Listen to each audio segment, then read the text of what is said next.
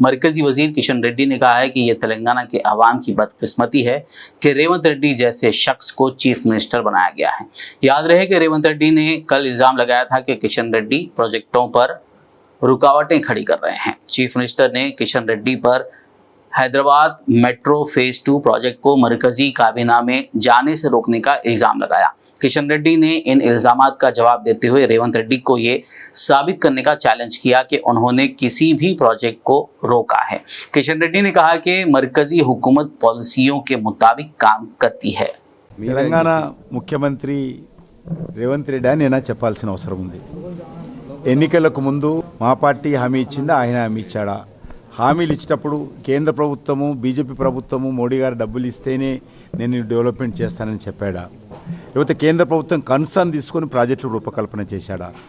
ఏ రాష్ట్రానికి ఆ రాష్ట్రము ఈ రకంగా మరి బ్లాక్మెయిల్ టాక్టిక్స్ చేస్తే లేని విషయాన్ని ఉన్నట్లుగా నేను గత అనేక సంవత్సరాలుగా తెలంగాణకు సంబంధించినటువంటి ఒక్కొక్క ప్రాజెక్టు అవసరం ఉన్నటువంటి ప్రతి ప్రాజెక్టు విషయంలో కూడా నేను మోటివేట్ చేస్తూ ప్రభుత్వంతో మాట్లాడుతూ సంబంధించిన మంత్రులతో మాట్లాడుతూ రాష్ట్ర ప్రభుత్వంతో మాట్లాడుతూ గతంలో ఉన్నటువంటి ముఖ్యమంత్రి గారికి ఉత్తరాలు రాస్తూ డెవలప్మెంటల్ యాక్టివిటీ చేస్తున్నాను. ఈరోజు ఈయన మరి ఈ రకంగా బ్లాక్మెయిల్ ట్యాక్స్ చేసి బెదిరింపు రాజకీయాలు చేస్తే భయపడేవాడు ఎవరు లేడు. తెలంగాణ ప్రజలు ఎవరు నమ్మరు.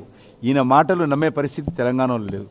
రకమైనటువంటి బెదిరింపు రాజకీయాలు చేస్తే నేను ఆయన దయాదాక్షిణ్యాలతో ఇక్కడ పార్లమెంట్కి రాలేదు, కాంగ్రెస్ పార్టీ దయాదాక్షిణ్యాలు రాలేదు. తెలంగాణ ప్రజలకు మాత్రమే జవాబుదారి తప్ప రేవంత్ రెడ్డి మాటలకు నేను జవాబుదారి కాదు. ముఖ్యంగా ఏదైనా ఒక్క విషయంలోనైనా సరే ఆయనకు దమ్ము ధైర్యం ఉంటే ఒక్క విషయంలోనైనా సరే నేనైనా ఏదైనా ఒక ప్రాజెక్టుకు అడ్డుకున్నట్టు నిరూపించాల్సిందిగా నేను సవాల్ చేస్తూ ఉన్నాను రేవంత్ రెడ్డికి. దమ్ము లేనటువంటి ముఖ్యమంత్రి మాటలు చెప్పి చేతులు దులుపుకునేటువంటి ప్రయత్నం చేస్తున్నాడు. ఏదైనా స్టేట్ గవర్నమెంట్ ఒక ప్రాజెక్టు తీస్తే ఆయన ఆర్థిక వనరులు ఏ రకంగా సమకూర్చుకుంటాడో ఇంతవరకు లేదు. ఉదాహరణకు మెట్రో ప్రాజెక్ట్ సంబంధించి ఆయన ఏ రకంగా డబ్బులు తెచ్చుకుంటాడు, ఏ రకంగా ప్లాన్ చేస్తాడో ఇంతవరకు తెలియదు.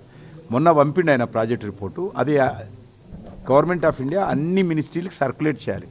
సర్క్యులేట్ చేసిన తర్వాత ప్రధానమంత్రి కార్యాలయంతో మాట్లాడాలి, క్యాబినెట్ సెక్రటరీతో మాట్లాడాలి. అది నేరుగా ప్రధానమంత్రి దగ్గరికి వెళ్ళి క్యాబినెట్ మీట్లో అప్రూవ్ కాదు. సిస్టమ్ ఉంటుంది గవర్నమెంట్ ఆఫ్ ఇండియాలో.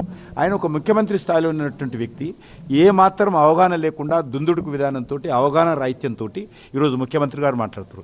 ఏదైనా ఒక క్యాబినెట్ మీటింగ్కి వెళ్ళాలంటే ఏదైనా ప్రతిపాదనలు దానికి సంబంధించినటువంటి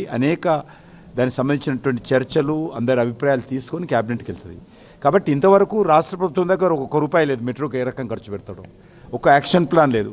బదలాము కిషన్ రెడ్డి మీద కేంద్ర ప్రభుత్వం మీద వేస్తాడు. ఇంత దుందుడుకు విధానము అవగాహన రాహిత్యము ముఖ్యమంత్రిలో ఉంటే ఇది తెలంగాణ ప్రజల దురదృష్టకరము, తెలంగాణ రాష్ట్రం యొక్క దురదృష్టకరము ఈ రకమైనటువంటి ముఖ్యమంత్రి రావడం.